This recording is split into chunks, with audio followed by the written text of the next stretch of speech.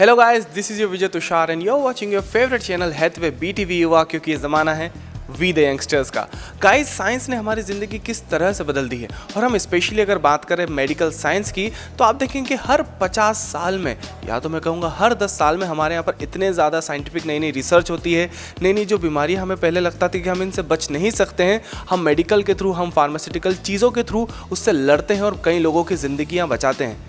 लेकिन फिर भी हम इस तरह से तरक्की करते हैं मेडिकल साइंस में, लेकिन हम आज भी हमारे आसपास कई बार देखते हैं तो कई बार कीमतों के कारण या फिर अनअवेलेबिलिटी के कारण कई लोगों को अपने रोग का उपचार नहीं कर पाते हैं। तो इसी के तर्ज पर आज देश के विभिन्न राज्यों से अलग अलग एकेडमिक्स, अलग अलग इंटेलिजेंट एक्सपर्ट्स लोग यहाँ पर मिले हैं, करीब 400 के, और सब अपना अपना एक्सपीरियंस शेयर कर रहे हैं कि किस तरह से हम जो दवाई की कीमत रहती है क्या उसे कम कर सकते हैं, किस तरह से उसे बनाया जाना चाहिए, और किस तरह की बीमारी को किसके लिए जो दवाई बनती है उसे किस तरह से हमें सही तरह से काम करना है, किस तरह से आगे बढ़ना है। सब अपना नॉलेज यहाँ पर शेयर कर रहे हैं कि ताकि सस्ते से सस्ती और अच्छी से अच्छी दवाई, अच्छे से अच्छी जो मेडिकल साइंस है वो आगे बढ़ सके। तो गाइस, हम भी एक्सप्लोर करते हैं कि हमारे इंडिया में आज मेडिकल साइंस की हालत किस तरह से और हमें इसे किस तरह से आगे देखना होगा।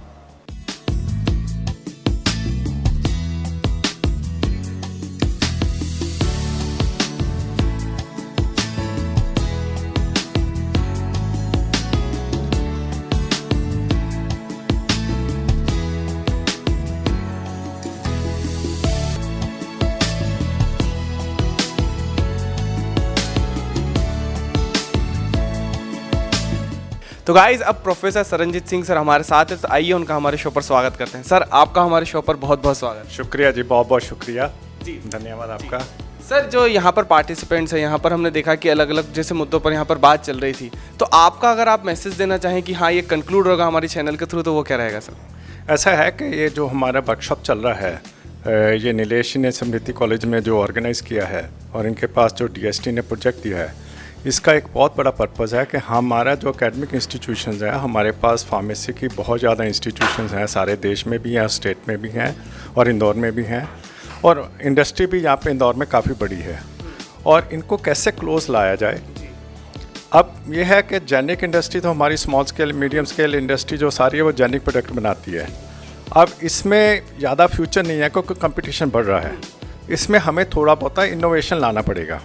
तो आज हम ये डिस्कस करने जा रहे हैं कि कैसे हम अपने यंगस्टर्स को, जो स्टूडेंट्स हैं हमारे कॉलेजेस में, इनोवेशन की कल्चर कैसे लाई जाए। हमारे ज़माने में कैबिशॉप में सिर्फ टेबलेट, इंजेक्टेबल और क्रीम्स होती थी। आज की डेट में इतने डिवाइसेस और वैरायटी आ गई है कि आप ही अपने आप को समझते हैं कि हम बहुत बैकवर्ड हो गए हैं in the level of the way the innovation is happening in industry. वो हम बड़े स्केल की जो इंडस्ट्री है उससे हम चाहते हैं कि स्मॉल स्केल, मीडियम स्केल में भी आए। उसमें स्टूडेंट्स, क्योंकि स्टूडेंट्स हम भेजते हैं एकेडमिक इंस्टीट्यूशन से, इंडस्ट्री में जाते हैं, तो अगर वो अकेडमिया में हमारे से इनोवेशन सीख के जाते हैं तो वहाँ भी प्रपोज करेंगे कि सर हम ये नया कर सकते हैं। तो वो एक इंडस्ट्री वाला, अगर उसको पता लगता है कि ये मेरा सक्सेसफुल हो सकता है कि आगे जाके मैं नया प्रोडक्ट लॉन्च कर सकता हूँ, तो वो उसको स्टूडेंट को इनकरेज करेगा। फिर वो अपने जो इंस्टीट्यूशन से गाइड हैं, रिसर्च गाइड हैं, उनसे भी कांटेक्ट करेगा। तो ये एक हमारा हाथ जो गठबंधन बनेगा, या हम एक दूसरे का हाथ पकड़ेंगे तो MOU साइन करेंगे, अपने सारा अपना एग्रीमेंट साइन होंगे, तो उससे हमारा सारा एकेडमिक इंस्टीट्यूट का एनवायरनमेंट इतना बढ़िया हो जाएगा कि हम इंडस्ट्री के क्लोज हो जाएंगे। जब तक ये नहीं होगा, हम जेनिक इंडस्ट्री का एक पिनेकल पे पहुंच गए, पर इनोवेशन इंडस्ट्री अगर हमने बननी है धीरे धीरे, जो हमारे प्राइम मिनिस्टर के भी ड्रीम है, तब हम भी कर सकते हैं जब हम अपने एकेडमिक इंस्टीट्यूट से एक नया स्टूडेंट नई सोच से भेजेंगे इंडस्ट्री में। जी, बिल्कुल सही बात है। नई सोच से हम नई शुरुआत करेंगे, ताकि सभी ये चीज़ें मुमकिन हो सकती है। Thank you so much sir हमसे बात करने के लिए।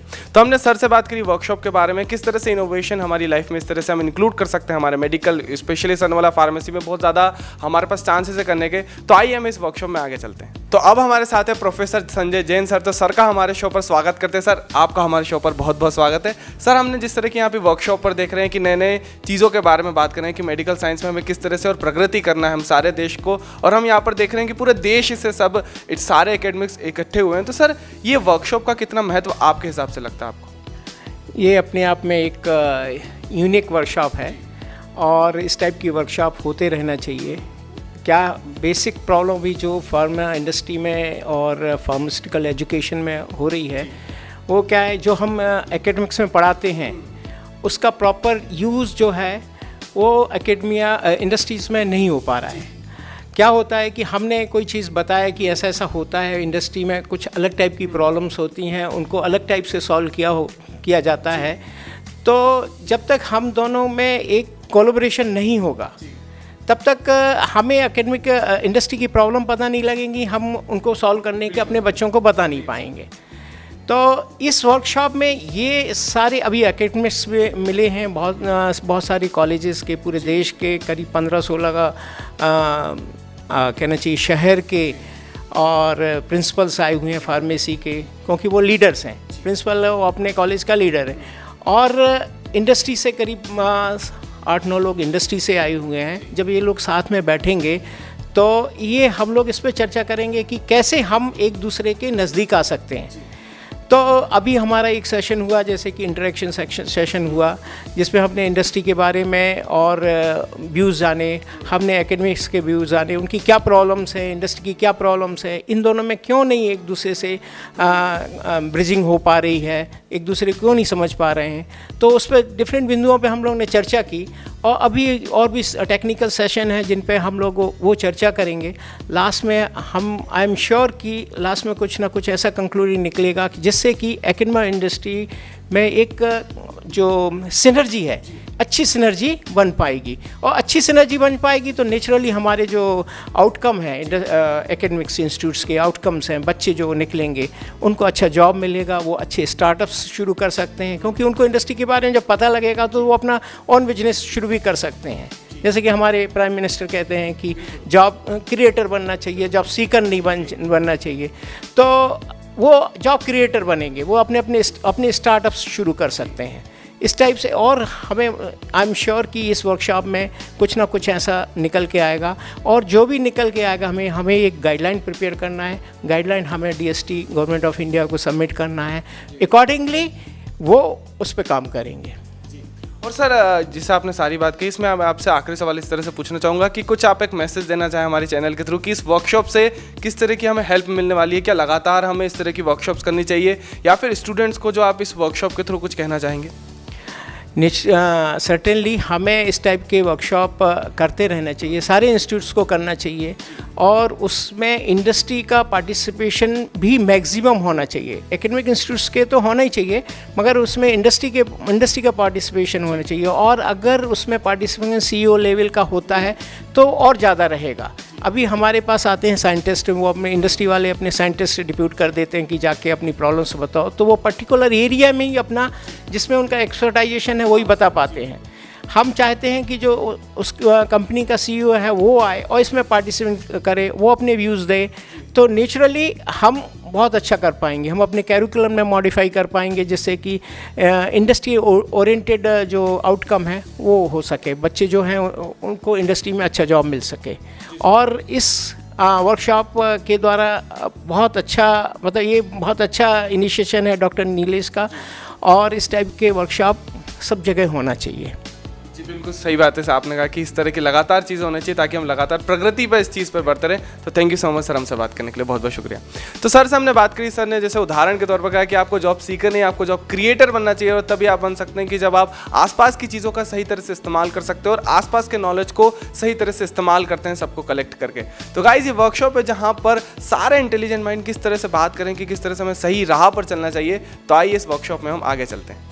गाइस, अब हमारे साथ है professor PK Dubey sir. Sir, आपका हमारे शो पर बहुत बहुत स्वागत है। सर, सबसे पहला मेरा सवाल इस तरह से रहेगा, जिस तरह से हम वर्कशॉप के बारे में बात करें, वर्कशॉप को समझ रहे हैं कि किस तरह की चीज़ें यहाँ पर बात करी जा रही है। सर, आपके अनुमान में, आपका एक्सपीरियंस कहता है कि इस तरह की वर्कशॉप्स हमारी सोसाइटी में आज हमें कितनी ज़्यादा आवश्यकता है इन चीज़ों की? वर्कशॉप की आवश्यकता समझने के पहले आपको इंदौर का फार्मास्यूटिकल सिनेरियो समझना पड़ेगा। इंदौर के फार्मास्यूटिकल सिनेरियो में करीब 25 कॉलेजेस ऐसे हैं जो फार्मेसी एजुकेशन इम्पार्ट कर रहे हैं। इसके अलावा लगभग 80 इंडस्ट्री हैं जो स्मॉल स्केल यूनिट पर काम कर रही हैं। इसके अदरवाइज़ करीब 15 लार्ज स्केल यूनिट हैं। भारत देश की जितनी भी बड़ी से बड़ी कंपनियां हैं वो सब इंदौर में आ गई हैं। आपको मालूम होगा कि पीथमपुर में फार्मा क्लस्टर के नाम से SEZ एक नया एरिया शुरू हुआ है जिसमें ये सारी इंडस्ट्री ऑपरेट कर रहे हैं।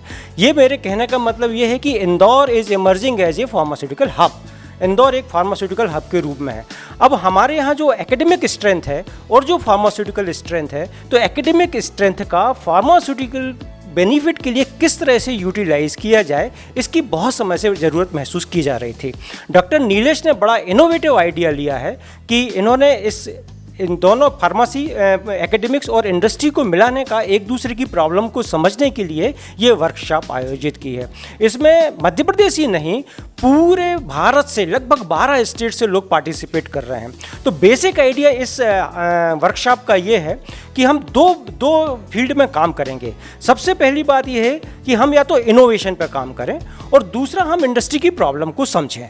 तो हमारा इससे इंडस्ट्री से जुड़ा हो सकेगा। इनोवेशन पे काम करना मतलब न्यू मॉलिक्यूल्स की रिसर्च करके इंडस्ट्रीज़ को प्रोवाइड करना, और दूसरा प्रॉब्लम्स पे काम करने का मतलब ये है कि इंडस्ट्री की जो डे टू डे ज़रूरत है, फॉर्मुलेशंस की जो प्रॉब्लम है, उन प्रॉब्लम्स का सलूशन निकालना।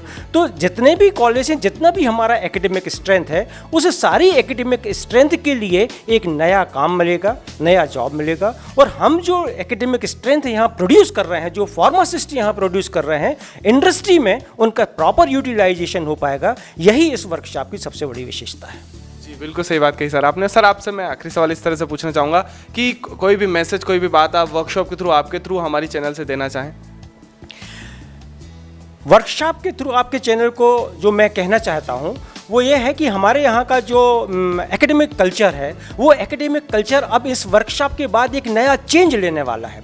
अभी तक जो एकेडमिक कल्चर था वो अपने इंस्टीट्यूट तक ही सीमित था। हम जो काम करते थे वो सिर्फ एकेडमिक रिसर्च पर्पस से काम करते थे, परंतु इस वर्कशॉप से एक ओवरऑल कल्चर में चेंज आने वाला है, क्योंकि इंडस्ट्रीज़ के लोग भी हमारे बीच में हैं। इंडस्ट्रीज़ हमसे अपनी प्रॉब्लम शेयर करने वाले हैं। तो टीचिंग मेथोडोलॉजी और टीचिंग के तरीके में अब फ़र्क आने वाला है, रिसर्च के तरीके में फ़र्क आने वाला है, हमारी सोच में फ़र्क आने वाला है। अब हमारी सोच इंडस्ट्री ओरिएंटेड होने वाली है। इस वर्कशॉप से ये चीज़, नई चीज़ हमारे यहाँ के रिसर्चर्स को मिली है कि इंडस्ट्री की प्रॉब्लम क्या है और हमें अपनी रिसर्च उस तरह से डिजाइन करने वाला है।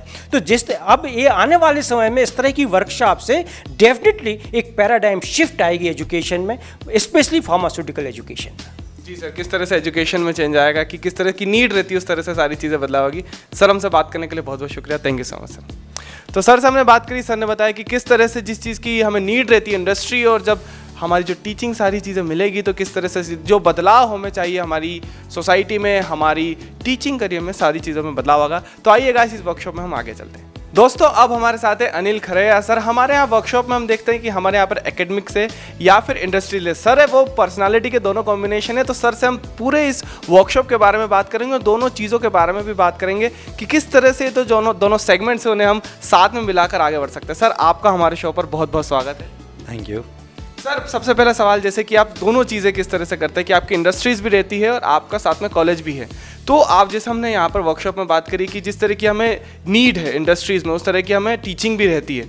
तो आप क्या देखते हैं अपने एक्सपीरियंस से कि हमें कितनी ज़रूरत है टीचिंग को कहीं बदलने की, और इंडस्ट्रीज़ की जो हेल्प है वो जो मेडिकल स्टूडेंट्स है वो दे सकें?